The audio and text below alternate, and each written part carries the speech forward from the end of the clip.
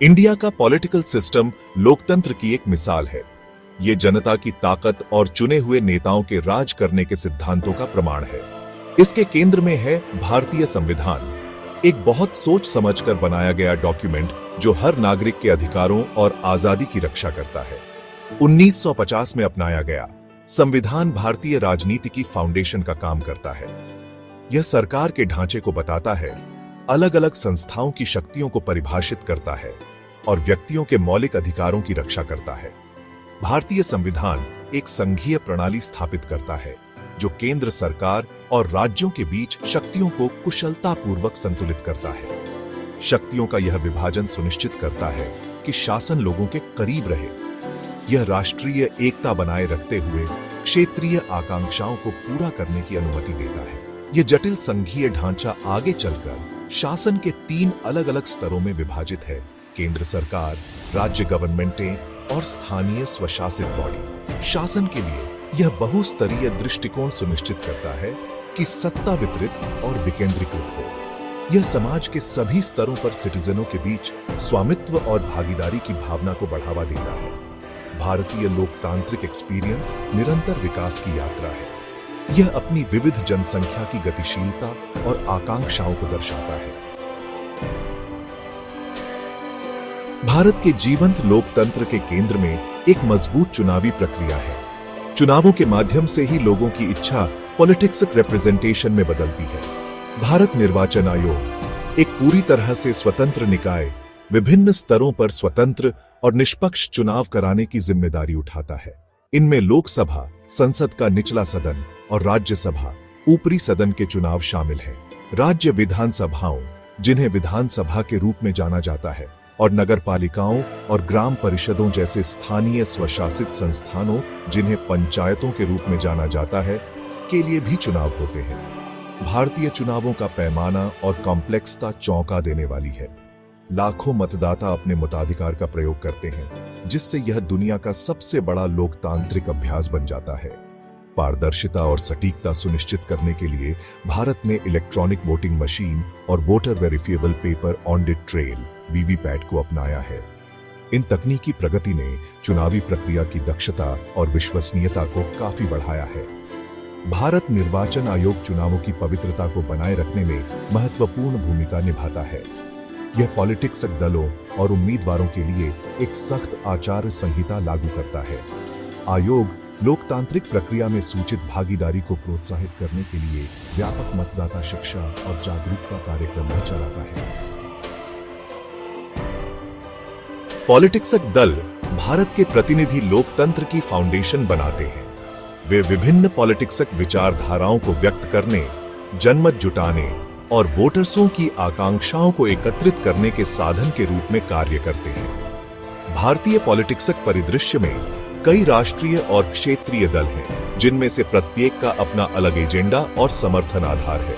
Bharatiya Janata party और भारतीय राष्ट्रीय कांग्रेस जैसे राष्ट्रीय दलों की अखिल भारतीय उपस्थिति है और वे राष्ट्रीय और राज्य दोनों स्तरों पर सत्ता के लिए प्रतिस्पर्धा करते हैं। दूसरी ओर क्षेत्रीय दल अक्सर अपने अपने राज्यों या क्षेत्रों से संबंधित मुद्दों पर ध्यान केंद्रित करते हैं। वे विभिन्न भाषाई, सांस्कृतिक और जातीय समूहों के हितों का रिप्रेजेंटेशन करने में महत्वपूर्ण भूमिका निभाते हैं। पॉलिटिक्स दल भारतीय संसद और राज्य विधानसभाओं के कामकाज में महत्वपूर्ण भूमिका निभाते हैं। वे महत्वपूर्ण राष्ट्रीय मुद्दों पर बहस और चर्चा के लिए एक मंच प्रदान करते हैं। वे सरकार को उसके कार्यों और नीतियों के लिए जवाबदेह भी ठहराते हैं।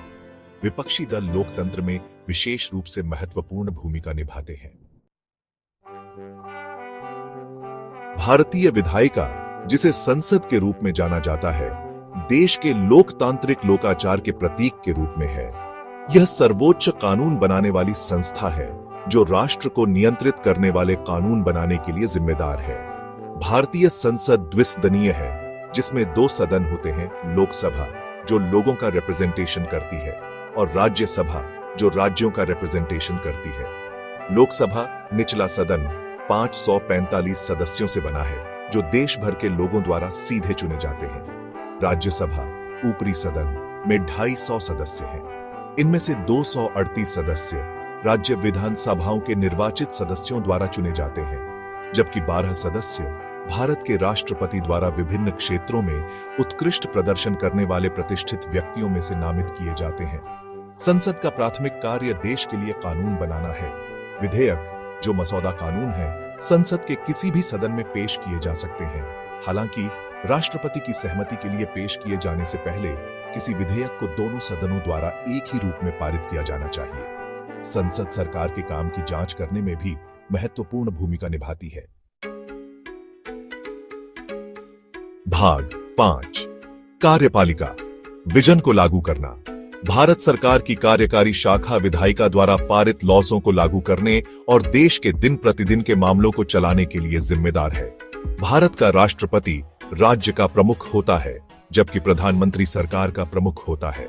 राष्ट्रपति का चुनाव अप्रत्यक्ष रूप से एक निर्वाचक मंडल द्वारा किया जाता है, जिसमें संसद के दोनों सदनों के निर्वाचित सदस्य और राज्य विधानसभाओं के निर्वाचित सदस्य होते हैं। दूसरी ओर प्रधानमंत्री की नियुक्ति राष्ट्रपति द्वारा की जाती है। प्रधानमंत्री को लोकसभा का सदस्य होना चाहिए और सदन में बहुमत सदस्यों का समर्थन प्राप्त होना चाहिए। फिर प्रधानमंत्री मंत्रिपरिषद चुनता है, जिन्हें राष्ट्रपति द्वारा सरकार चलाने में प्रधानमंत्री की सहायता के लिए नियुक्त किया जाता है।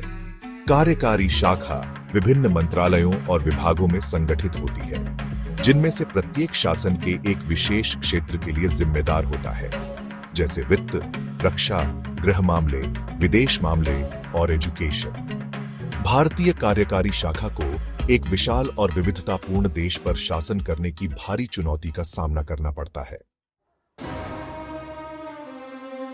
भाग 6 जस्टिस पालिका, संविधान का गार्डियन। भारतीय जस्टिस पालिका संविधान के संरक्षक के रूप में कार्य करती है। यह सुनिश्चित करती है कि देश के लॉज़ों को बरकरार रखा जाए और न्याय मिले। अपनी इंडिपेंडेंटता और अखंडता के लिए जानी जाने वाली भारतीय जस्टिस पालिका सिटीजनों के अधिकारों और इंडिपेंडेंटताओं की रक्षा करने में महत्वपूर्ण भूमिका निभाती है। यह विधायिका और कार्यपालिका की शक्तियों पर नियंत्रण का काम करती है। यह सुनिश्चित करती है कि वे संविधान के ढांचे के भीतर काम करें। भारतीय जस्टिसिक प्रणाली एक पदानुक्रमित संरचना का पालन करती है, जिसके शीर्ष पर सर्वोच्च जस्टिसालय है। सर्वोच्च जस्टिसालय देश की सर्वोच्च अपील अदालत है और इसके फैसले अन्य सभी अदालतों पर बाध्यकारी हैं। सर्वोच्च जस्टिसालय के नीचे उच्च जस्टिसालय हैं, जिनमें से प्रत्येक एक राज्य या राज्यों के समूह की सेवा करता है। जिला स्तर पर अधीनस्थ जस्टिसालय हैं, जो दीवानी और फौजदारी मामलों की सुनवाई करते हैं। भारतीय जस्टिस पालिका की उल्लेखनीय विशेषताओं में से एक इसकी जस्टिसिक समीक्षा की शक्ति है। यह शक्ति जस्टिसालयों को विधायिका द्वारा पारित लॉज़ों और कार्यपालिका द्वारा की गई कार्रवाइयों की संवैधानिक वैधता की जांच करने में सक्षम बनाती है। भाग 7 स्थानीय शासन का महत्व। स्थानीय शासन भारत के लोकतांत्रिक ढांचे की फाउंडेशन बनाता है। यह सुनिश्चित करता है कि सिटीजनों को उन मामलों में सीधी बात कहने का अधिकार हो जो उनके दैनिक जीवन को प्रभावित करते हैं। 1992 में अधिनियमित भारतीय संविधान के 73वें और 74वें संशोधनों ने स्थानीय स्वशासित संस्थानों को संवैधानिक मान्यता दी, जिन्हें ग्रामीण क्षेत्रों में पंचायती राज संस्थानों और शहरी क्षेत्रों में नगर पालिकाओं के रूप में जाना जाता है। इन संशोधनों ने देश भर में इन संस्थानों की स्थापना को अनिवार्य किया, उन्हें स्थानीय स्वशासन की इकाइयों के रूप में कार्य करने का अधिकार दिया। पंचायतें ग्रामीण स्थानीय शासन की आधारशिला त्रिस्तरीय निकाय हैं। ग्राम स्तर पर ग्राम पंचायतें होती हैं, जो एक गांव या गांवों के समूह के मामलों के लिए जिम्मेदार होती हैं।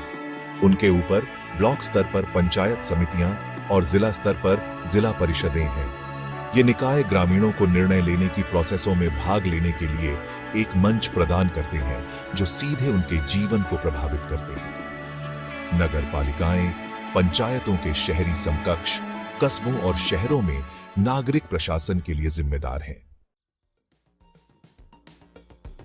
भाग 8 भूल भुलैया में नेविगेट करना, केंद्र राज्य संबंध।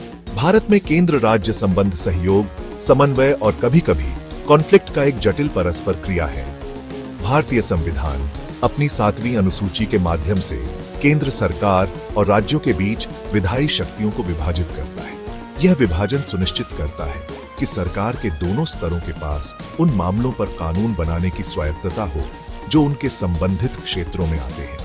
संघ सूची उन विषयों को रेखांकित करती है जिन पर केंद्र सरकार के पास कानून बनाने की विशेष शक्तियां हैं, जिनमें रक्षा, विदेश मामले, मुद्रा और संचार शामिल हैं। राज्य सूची उन विषयों की गणना करती है जिन पर राज्यों के पास कानून बनाने की विशेष शक्तियां हैं, जैसे सार्वजनिक व्यवस्था, पुलिस, सार्वजनिक स्वास्थ्य और एग्रीकल्चर। समवर्ती सूची में ऐसे विषय होते हैं जिन पर संघ और राज्य दोनों कानून बना सकते हैं।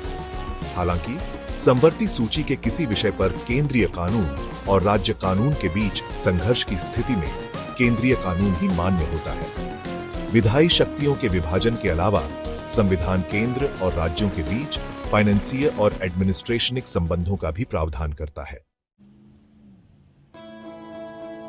भाग 9। भारतीय राजनीति, ताकत और चुनौतियों की एक टेपेस्ट्री। भारतीय पॉलिटिक्स व्यवस्था किसी भी अन्य की तरह एक कार्य प्रगति पर है। यह ताकत और लचीलेपन के धागों से बुनी गई एक टेपेस्ट्री है, लेकिन साथ ही उन चुनौतियों की इम्प्रिंट भी है जिन्हें दूर करने की जरूरत है। भारतीय राजनीति की स्थायी ताकत में से एक इसकी अनुकूलन और विकसित होने की क्षमता है। दशकों से भारत ने सत्ता के शांतिपूर्ण परिवर्तन देखे हैं, जो इसके लोकतांत्रिक संस्थानों की परिपक्वता का प्रमाण है। अपनी इंडिपेंडेंटता और अखंडता के लिए जानी जाने वाली जस्टिस पालिका ने कानून के शासन को बनाए रखने में महत्वपूर्ण भूमिका निभाई है। भारत के नागरिक समाज की जीवंतता और पॉलिटिक्सक प्रवचन में इसके सिटीजनों की सक्रिय भागीदारी इसकी लोकतांत्रिक भावना का प्रमाण है। हालांकि भारतीय राजनीति को चुनौतियों का भी सामना करना पड़ता है। भ्रष्टाचार, गरीबी और सामाजिक असमानता राष्ट्र की प्रगति पर छाया डालती रहती है। सांप्रदायिकता और जातिवाद सामाजिक हार्मनी के लिए गंभीर खतरा बने हुए हैं। भारतीय पॉलिटिक्सक व्यवस्था को इन चुनौतियों का समाधान करने और अपने संविधान में निहित आदर्शों को पूरा करने के लिए लगातार प्रयास करना चाहिए।